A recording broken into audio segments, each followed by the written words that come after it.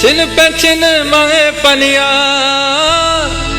छिन पे छिन मांगे पनिया, समझनिया मोर छिन पे छिन मांगे पनिया, समझनिया मोर छिन पे छिन मांगे पनिया, छिन पे छिन मांगे पनिया, छिन पे छिन मांगे पनिया, समझनिया मोर छिन पे छिन मांगे पनिया, समझनिया मोर छिन पे छिन मांगे पनिया।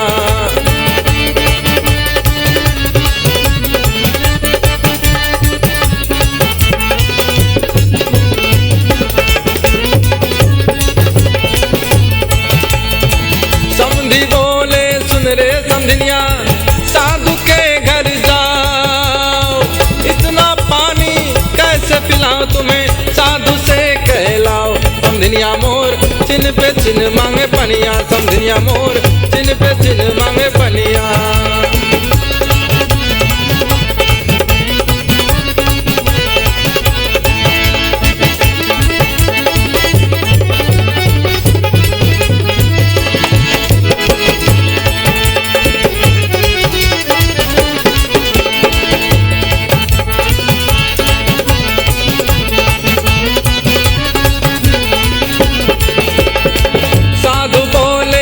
रे समझनिया नजर तोहार नहीं जाए, रोज आना समझनिया मोरी, तब नजर ही तोरी जाए। समझनिया मोर छिन पे छिन मांगे पनिया, समझनिया मोर छिन पे छिन मांगे पनिया।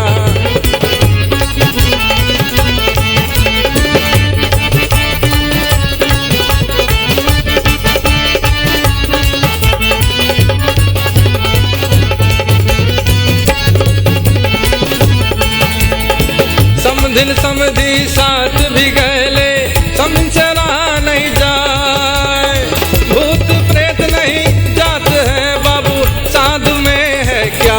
समझनिया मोर छिन पे छिन मांगे पनिया, समझनिया मोर छिन पे छिन मांगे पनिया, छिन पे छिन मांगे पनिया, छिन पे छिन मांगे पनिया, समझनिया मोर छिन पे छिन मांगे पनिया, समझनिया मोर छिन पे छिन मांगे पनिया, समझनिया मोर छिन पे छिन मांगे पनिया, समझनिया मोर